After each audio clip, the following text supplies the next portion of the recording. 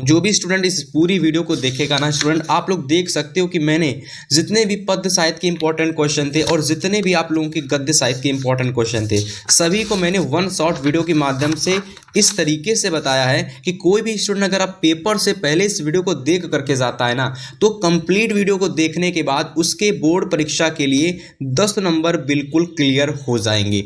So hello everyone, this Hitesh भैया, स्वागत है आप सभी लोगों का F24 क्लासेस की एक नई वीडियो में। जैसा कि स्टूडेंट आप लोगों ने सुना, मैंने आपको क्या बताया कि भाई इस वीडियो पर मैं आप सभी लोगों को हिंदी गद्य के पद्य के सभी महत्वपूर्ण बहुविकल्पी प्रश्नों को एक वीडियो के माध्यम से पढ़ाने वाला हूं। ठीक है, देखिए अगर आप क्लास 10 2025 का बोर्ड एग्जाम देने जा रहे हो तो आज के इस वीडियो में बताए गए जितने भी महत्वपूर्ण प्रश्न हैं मेरे भाई, आपके बोर्ड एग्जाम में यहाँ से प्रश्न जरूर पूछे जाएंगे। ठीक है, तो आपको क्या करना है, अगर आप क्लास 10 कक्षा 10 के विद्यार्थी हैं या फिर छात्राएं हैं तो भैया आपसे मैं यही कहूँगा कि भाई ये वीडियो आप सभी लोगों के लिए ब्रह्मास्त्र वीडियो साबित हो सकती है। ठीक है, तो यहाँ पर मैं आपको सबसे पहले बताऊंगा आपके बोर्ड परीक्षा में जो प्रश्न आते हैं हिंदी गद्य से, जो कि आपके परीक्षा में 5 नंबर के पूछे जाते हैं। ठीक है भाई, इसके बाद मैं आपको बताऊंगा हिंदी पद्य के विकास के मोस्ट इंपॉर्टेंट क्वेश्चन जो कि 5 नंबर के ये भी पूछे जाते हैं। अगर मैं टोटल बताऊं तो आपके जो बोर्ड एग्जाम होता है उसमें बहुविकल्पी प्रश्न जो पूछे जाते हैं माय डियर स्टूडेंट, वो आते हैं टोटल 5 + 5 यानी टोटल 10 नंबर के। यानी इस वीडियो को देखने के बाद आप सभी लोगों के बोर्ड एग्जाम में 10 नंबर बिल्कुल क्लियर हो जाएंगे।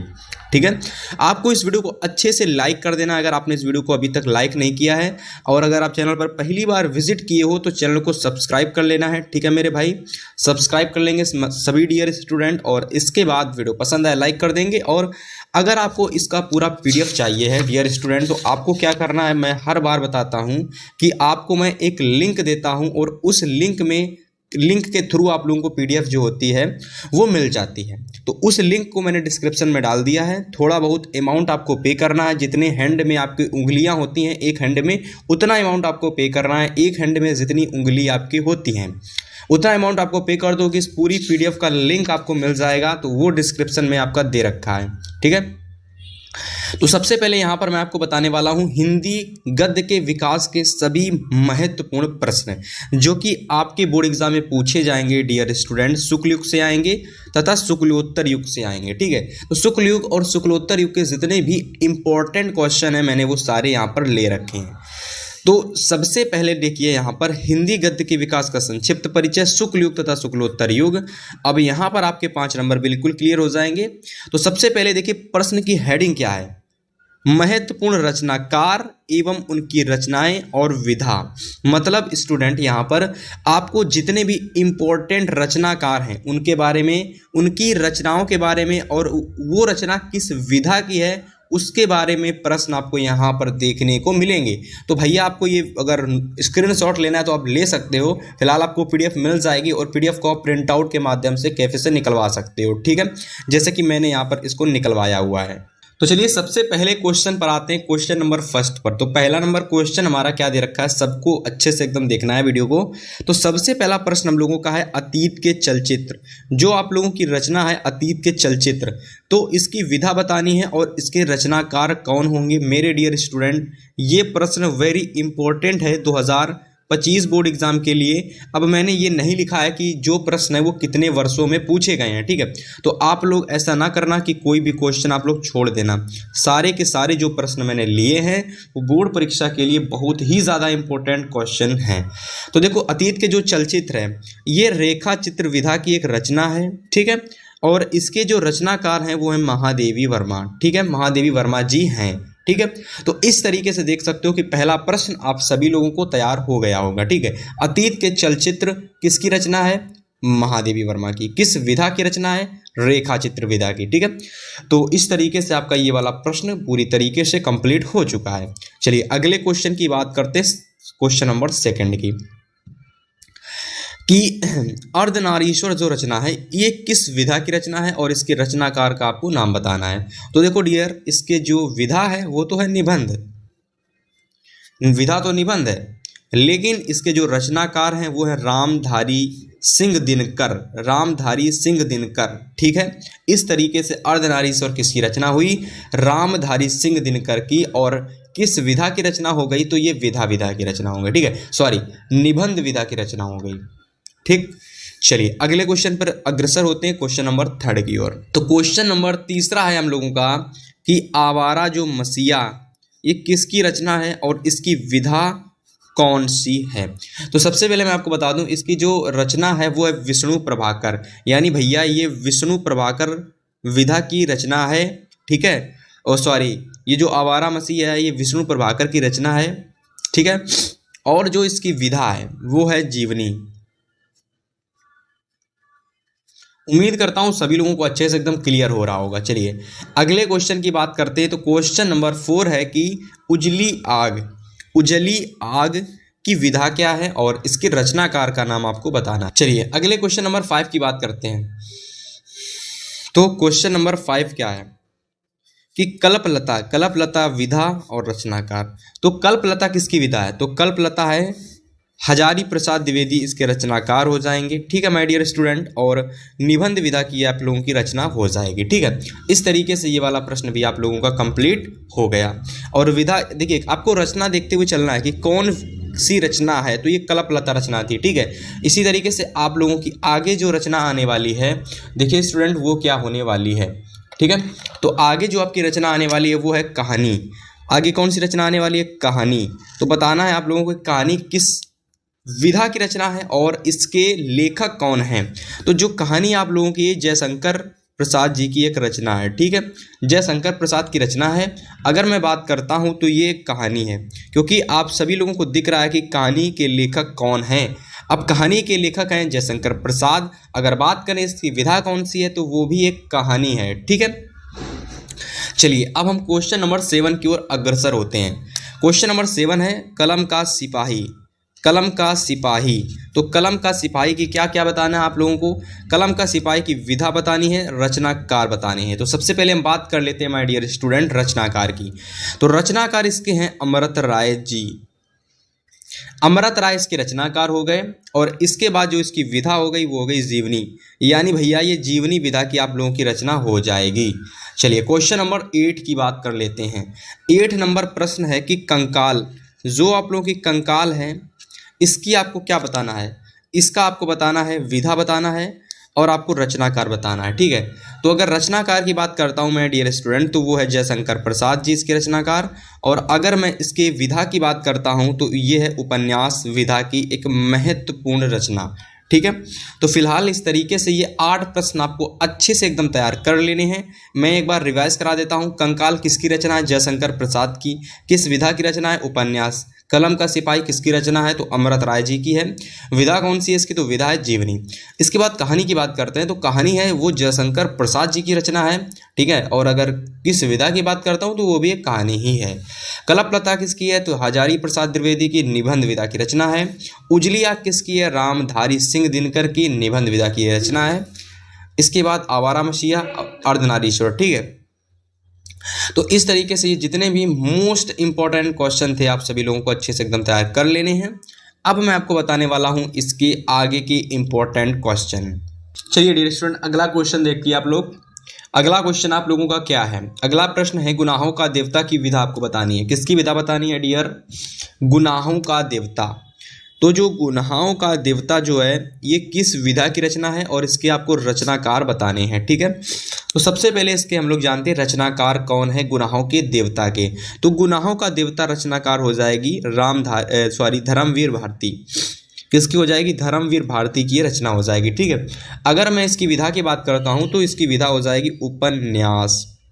क्या विधा हो जाएगी? उपन्यास। ठीक है, सभी लोग जल्दी से एकदम अच्छे से एकदम नोट कर लीजिए, क्योंकि सभी के सभी प्रश्न आपके बोर्ड परीक्षा के लिए बहुत ही ज़्यादा इंपॉर्टेंट क्वेश्चन हैं। ठीक है, अब मैं आपको एक बात बता दूं, जो भी प्रश्न जो अब देखिए मैं आपको एक बात बताता हूँ, जो भी स्टूडेंट इस पूरी वीडियो को देखेगा ना स्टूडेंट, आप लोग देख सकते हो कि मैंने जितने भी पद्य साहित्य के इंपॉर्टेंट क्वेश्चन थे और जितने भी आप लोगों के गद्य साहित्य के इंपॉर्टेंट क्वेश्चन थे, सभी को मैंने वन शॉट वीडियो के माध्यम से इस तरीके से बताया है कि कोई भी स्टूडेंट अगर आप पेपर से पहले इस वीडियो को देख करके जाता है ना, तो कंप्लीट वीडियो को देखने के बाद उसके बोर्ड परीक्षा के लिए 10 नंबर बिल्कुल क्लियर हो जाएंगे। कक्षा 10 में हो या कक्षा 12 में हो, आपको ये वीडियो ज़रूर देखनी है, क्योंकि इस वीडियो में बताए गए जितने भी मोस्ट इंपॉर्टेंट क्वेश्चन हैं वो सभी के सभी आप लोगों को इस वीडियो में देखने को मिलेंगे। वीडियो को कंप्लीट देख लिया तो 10 नंबर बिल्कुल क्लियर हो जाएंगे।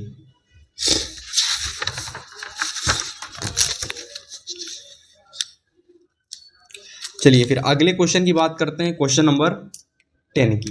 तो 10 नंबर प्रश्न है कि बर्फ की गुड़िया की आपको विधा बतानी है और इसकी रचना का नाम बताना है। ठीक है, इसके रचनाकार का नाम बताना है। यहाँ पर रचनाकार आप लोग लिख लेंगे। ठीक है, यहाँ पर आप लोग लिख लेंगे रचनाकार। तो इसके रचनाकार कौन है? तो इसके रचनाकार हैं डॉक्टर राजेंद्र प्रसाद। ठीक है, तो जो आप लोगों की रचना है बर्फ की गुड़िया, इसके डॉक्टर राजेंद्र प्रसाद जी रचनाकार हैं। विधा की बात करूं तो भैया बाल साहित्य इसकी ये विधा है। ठीक है, फिलहाल अगले क्वेश्चन की बात कर लेते हैं डियर स्टूडेंट। चलिए क्वेश्चन नंबर 11 की मैं बात करता हूं। तो 11 नंबर प्रश्न है कि पंचपात्र जो है इसकी विधा बताइए और इसके भी रचनाकार का नाम बताइए। तो पंचपात्र तो पंचपात्र किसकी रचना है? थोड़ा सा बड़ा नाम है इनका, पदुमलाल पुन्नालाल बख्शी की ये रचना है। इसकी विधा की बात करता हूं तो इसकी विधा है वो है निबंध विधा की रचना। ठीक है, इस तरीके से आप देख सकते हो कि 11 प्रश्न तक पूरे कंप्लीट हो चुके हैं। अगले प्रश्न की बात करता हूं तो नीड़ का निर्माण फिर जो ये रचना है इसकी विधा बतानी है, इसके रचनाकार आपको बताने हैं। ठीक है, तो भैया इसकी विधा कौन सी है? तो आत्मकथा विधा की ये रचना है। अगर मैं इसके रचनाकार की बात करता हूं तो इसके रचनाकार हो जाएंगे हरिवंश राय बच्चन। ठीक है, इसी तरीके से जितने भी इंपॉर्टेंट रचनाकार विधा हैं सभी को मैंने ले रखा है। आप लोगों को एक कंप्लीट वीडियो को देख लेना है और आपके 10 नंबर बिल्कुल क्लियर हो जाएंगे। ठीक है, इसके बाद ठूठा आम की अगर मैं बात करता हूँ, ठूठा आम जो रचना है इसके रचनाकार कौन है और इसकी विधा कौन सी है? तो अगर मैं इसकी रचनाकार की बात करता हूँ तो भगवत शरण उपाध्याय इसके रचनाकार हैं। ठीक है, और निबंध विधा की आप लोगों की ये रचना है। ठीक है, इसके बाद अगर मैं बात करता हूँ 14 नंबर प्रश्न की, तो 14 नंबर प्रश्न है रस मीमांसा। इसकी विधा कौन सी है और इसके रचना का नाम बताना, यानी रचनाकार। रचना नहीं कह सकता, यहाँ पर मैं रचनाकार कहूँगा, रचनाकार कहूँगा। ठीक है, तो इसके रचनाकार कौन है?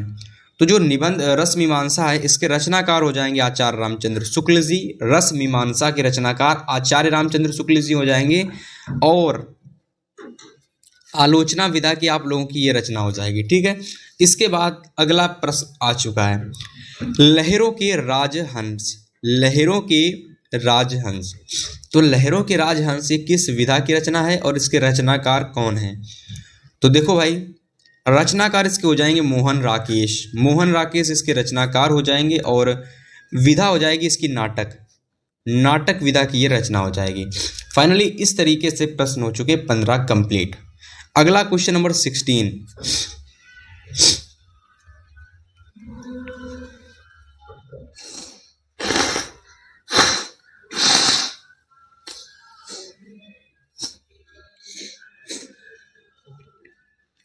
तो क्वेश्चन नंबर 16 आप लोगों का क्या है? तो क्वेश्चन नंबर 16 है संस्कृति के 4 अध्याय। जो संस्कृति के 4 अध्याय जो रचना है इसके रचनाकार बताने हैं और इसकी विधा बतानी है। तो इसके रचनाकार माय डियर स्टूडेंट हो जाएंगे रामधारी सिंह दिनकर।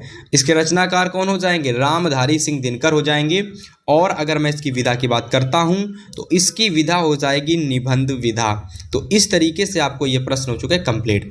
अब मैं आपको आगे के प्रश्न बताने वाला हूं। तो अभी और भी प्रश्न इसके कुछ है इंपॉर्टेंट जो मैंने अभी ले रखे हैं, ठीक है। आपको टोटल 25 इसके प्रश्न करने हैं, ठीक है। ये टोटल 25 प्रश्न आपको करने हैं और 25 प्रश्न करने के बाद में आप सभी लोगों के रचनाकार और विधा से संबंधित कोई क्वेश्चन आपका बाहर नहीं जाएगा, ठीक है। 17 नंबर क्वेश्चन को आप लोग देखिए कि साहित्य लोचन की विधा बतानी है और इसके रचनाकार का नाम बताना है। तो साहित्य लोचन जो ये रचना है आप लोगों की, ये श्याम सुंदर दास की रचना हो जाएगी। किसकी रचना हो जाएगी? श्याम सुंदर दास की।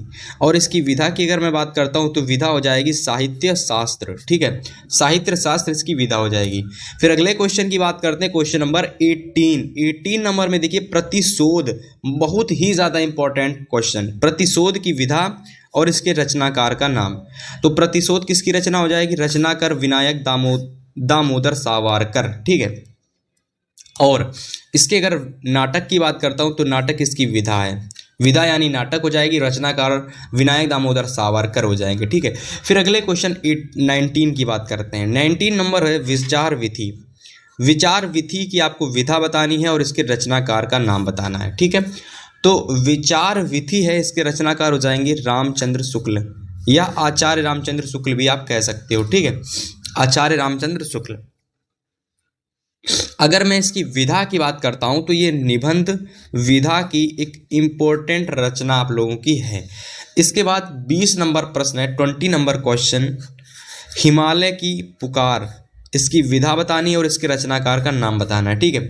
हिमालय की पुकार किसकी रचना है? तो जयप्रकाश भारती की ये रचना है, ठीक है, जयप्रकाश भारती की ये रचना है।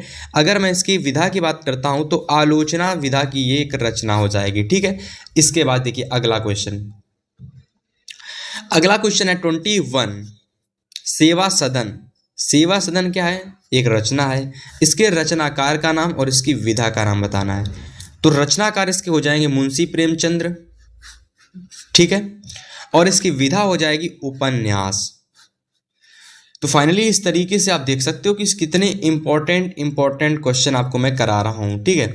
22 नंबर क्वेश्चन, साहित्य और कला, ये पूरी रचना आप लोगों की है, साहित्य और कला, इसकी आपको विधा बतानी है और इसके रचनाकार का नाम बताना है, ठीक है। तो रचनाकार हो जाएंगे भगवत शरण उपाध्याय, ठीक है, और इसकी विधा हो जाएगी निबंध, ठीक है। फिर अगले क्वेश्चन की बात करते हैं 23 नंबर प्रश्न की। 23 नंबर प्रश्न है परीक्षा गुरु। तो परीक्षा गुरु की विधा आपको बतानी और रचनाकार का नाम बताना है, ठीक है। तो परीक्षा गुरु किसकी रचना है? परीक्षा गुरु है भैया लाला श्रीनिवास दास की रचना, ठीक है। किसकी है? लाला श्रीनिवास दास की। और इसके विधा जो है वो है उपन्यास। उपन्यास विधा की आप लोगों की रचना हो जाएगी, ठीक है। इसके बाद 24 नंबर प्रश्न और इसके बाद एक और लास्ट प्रश्न बचेगा 25। फिर इसके बाद 25 प्रश्न पढ़ने के बाद आप लोगों का कोई भी ऐसा प्रश्न नहीं होगा जो विधा से संबंधित और रचना से संबंधित और रचनाकार से संबंधित पूछा जाएगा, ठीक है। कोई प्रश्न ऐसा नहीं होएगा, ठीक है। इसके बाद देखिए तितली की विधा। तितली किस विधा की रचना है और इसके रचनाकार कौन है वो बताना है। तो रचनाकार इसके हो जाएंगे जयशंकर प्रसाद जी, ठीक है। विधा इसकी हो जाएगी उपन्यास, ठीक है। इस तरीके से आप देख सकते हो कि जितने भी इंपॉर्टेंट क्वेश्चन है, आपको अगर इसकी पीडीएफ चाहिए डियर स्टूडेंट तो आपको कुछ नहीं करना, हमारे चैनल के डिस्क्रिप्शन में एक लिंक दे रखा है और उस लिंक को जब आप लोगे तो लिंक से जब आप जाओगे लिंक के थ्रू तो आपको एक साइट मिलेगी और उस साइट के थ्रू आपको वो जो पीडीएफ है वो दिया जाएगा। ई बुक समझ सकते हो कि ई बुक आपको इस पूरी पीडीएफ की दी जाएगी और उसके लिए आपको जितनी हैंड में मेरी उंगली दिख रही है आपको उतना अमाउंट पे करना है जाके, ठीक है। फिर एक और प्रश्न बता उसको बताते हैं, इसके बाद फिर मैं आपको बताऊंगा हिंदी पद्य के विकास का संक्षिप्त परिचय। चलिए क्वेश्चन नंबर 25 यानी हमारा अगला और लास्ट प्रश्न, वो भी गद्य साहित्य का, ठीक है।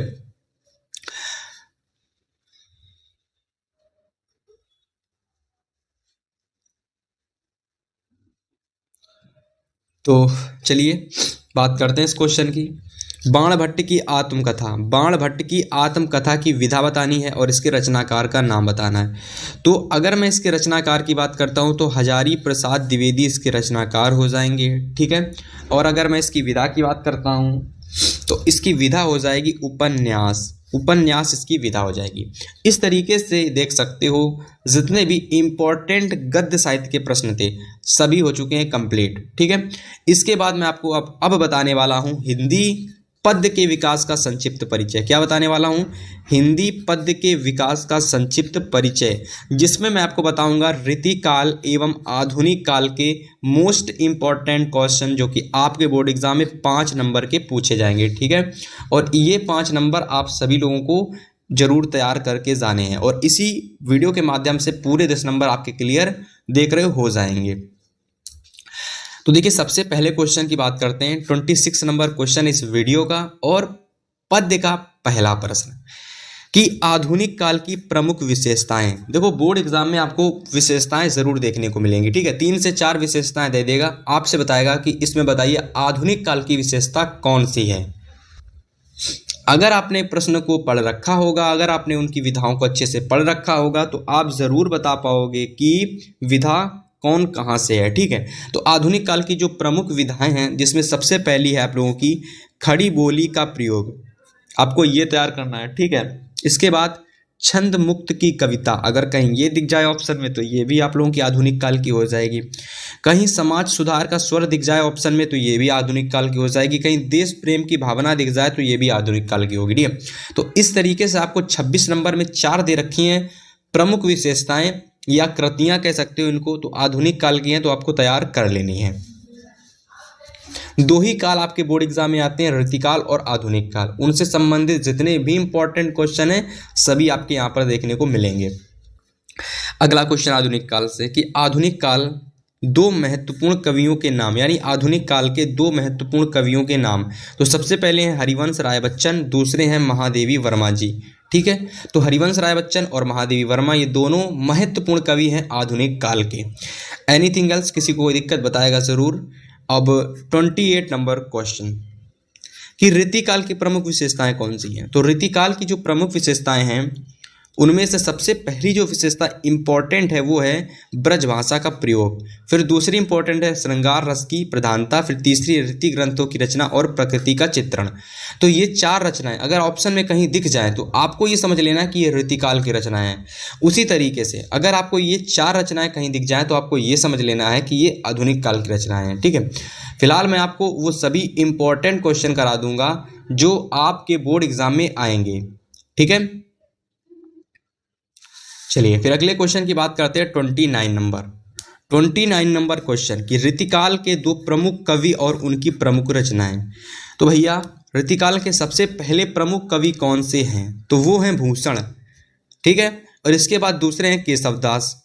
तो जो भूषण कवि हैं, जो आप लोगों की भूषण कवि हैं, इनकी महत्वपूर्ण रचनाएं हैं शिवराज भूषण और शिवा बावनी।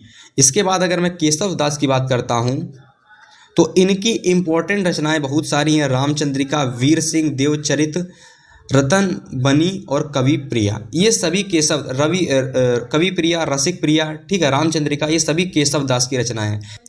चलिए क्वेश्चन नंबर 30 आप लोगों का आ चुका है। 30 नंबर प्रश्न आ चुका है। 30 नंबर की अगर मैं प्रश्न की बात करता हूँ तो इसमें क्या पूछा गया है, इसमें आप लोगों को बताना है माय डियर स्टूडेंट प्रमुख कवि और उनकी महत्वपूर्ण कृतियाँ। जो प्रमुख कवि हैं और उनकी जो महत्वपूर्ण रचनाएं हैं या फिर कृतियां हैं आपको उनको बताना है। तो सबसे पहले जो कवि हैं वो हैं सुमित्रानंदन पंत। सुमित्रानंदन पंत की ये 2 मोस्ट इंपॉर्टेंट रचनाएं बोर्ड एग्जाम में बहुत आती हैं।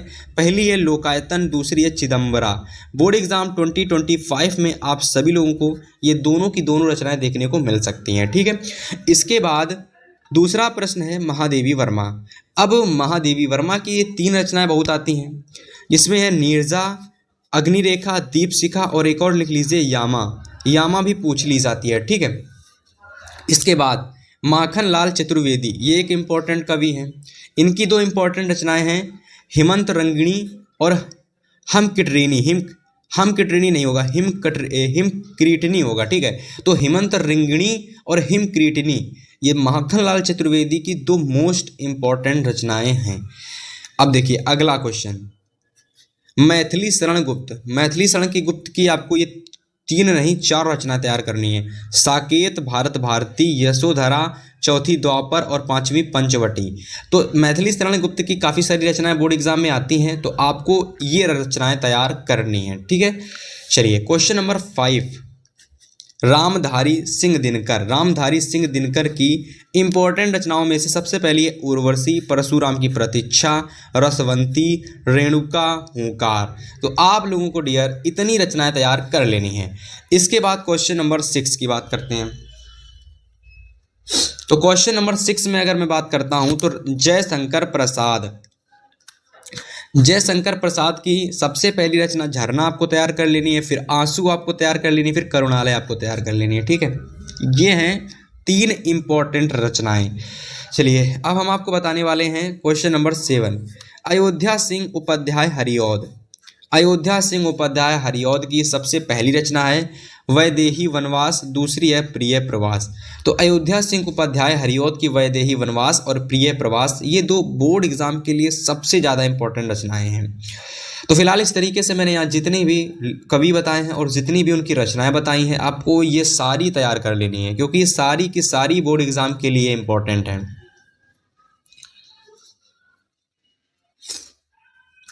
चलिए अब मैं आपको बताने वाला हूँ क्वेश्चन नंबर 31, 32 और 33। तो क्वेश्चन नंबर 31 की बात करते हैं। तो 31 में पूछा गया है कि हिंदी साहित्य के अनुसार रीतिकाल की समय सीमा क्या है। तो रीतिकाल की जो समय सीमा है वो 1643 से लगाकर 1868 ईस्वी तक। बहुत इंपॉर्टेंट क्वेश्चन है, MCQ में ज़रूर आता है ये, ठीक है। इसके बाद रीति मुक्ति कवि कौन है। तो रीति मुक्ति के कवि कौन है, आलम आप लोगों के रीति मुक्ति के कवि हैं। इसके बाद अगला क्वेश्चन नंबर 33 कि आधुनिक हिंदी काव्य को कितने कालों में बांटा गया है। तो आधुनिक हिंदी काव्य को माय डियर स्टूडेंट टोटल 5 कालों में बांटा गया है। तो आप लोग यहाँ पर कितने कालों में लिखोगे, 5 कालों में, ठीक है। इस तरीके से इस पूरी जो PDF थी, पूरी PDF या फिर पूरे नोट्स के जितने भी इंपॉर्टेंट क्वेश्चन थे, टोटल लगभग कुछ कम कह लो तो 35 क्वेश्चन थे। अब इन 35 क्वेश्चन को कोई भी स्टूडेंट तैयार कर लेता है, बोर्ड एग्जाम में गद्य से पद्य से जितने भी प्रश्न आपको देखने को मिलेंगे यहीं से ही देखने को मिलेंगे, ठीक है। फिलहाल इस वीडियो में इतना ही, मिलेंगे आपसे एक और इंपॉर्टेंट वीडियो के साथ नेक्स्ट वीडियो में। तब तक के लिए गुड बाय, गुड लक, और PDF आपको डिस्क्रिप्शन में मिल जाएगी।